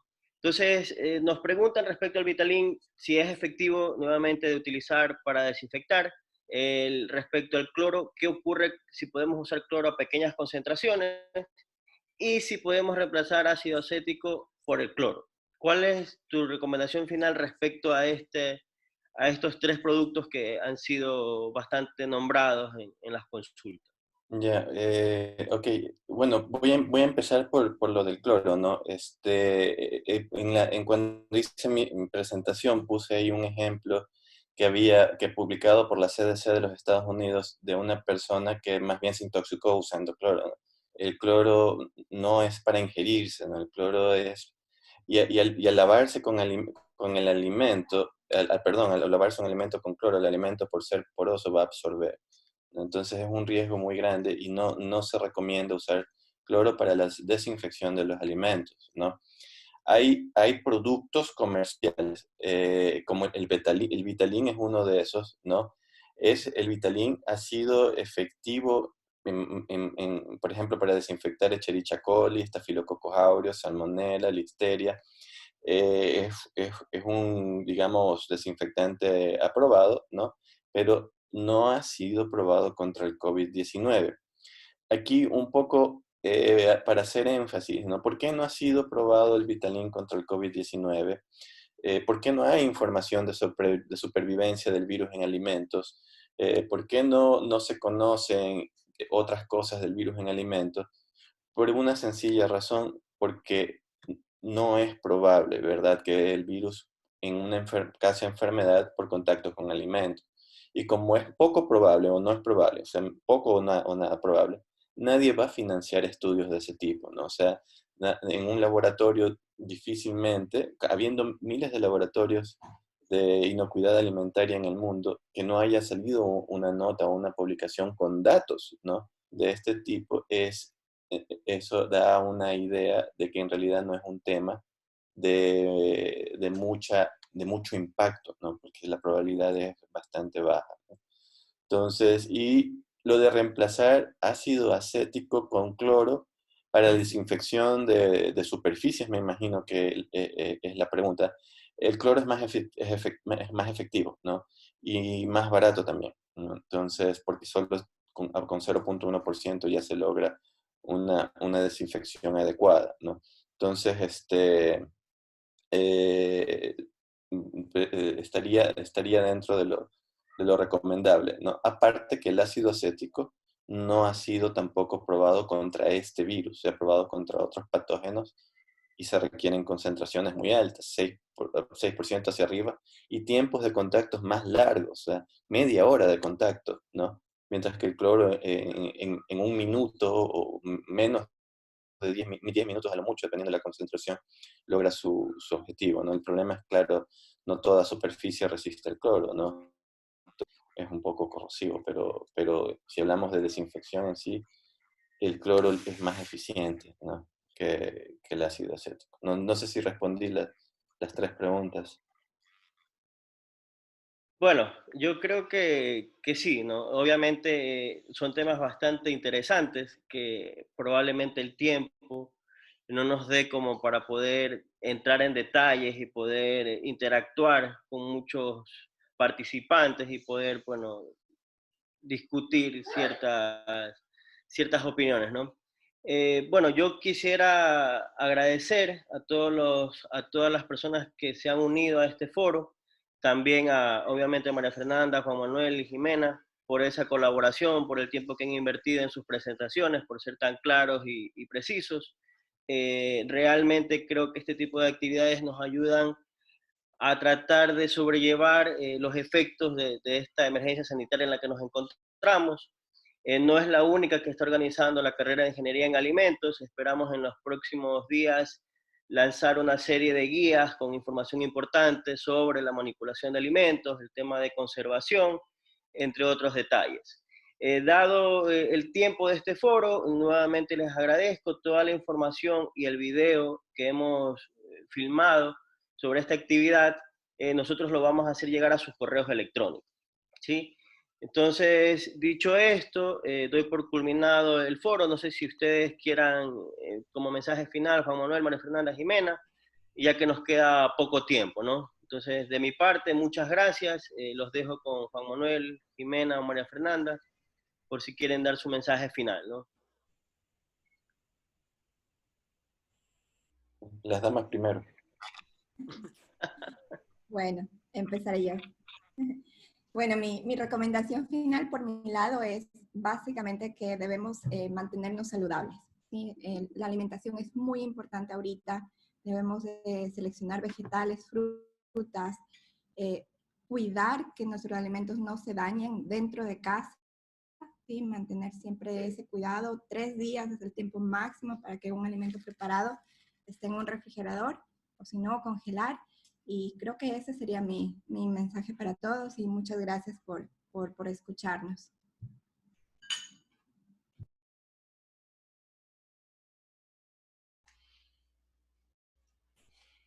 Bueno, en relación a las últimas recomendaciones es que estemos siempre atentos a las últimas informaciones que sean emitidas en cada momento en relación a este virus. Realmente el virus hasta ahora ha sido declarado un microorganismo de transmisión alimentaria. Sin embargo, como lo dije inicialmente, existe mucha información que está por venir y con los medios tecnológicos para poder conectarnos y ver alguna información, realmente la información llega abruptamente. La verdad es que cuando preparamos este foro no hay información limitada. Puede salir un dato bibliográfico que parece espectacular, pero al minuto nos lo rechazan, o al minuto otro investigador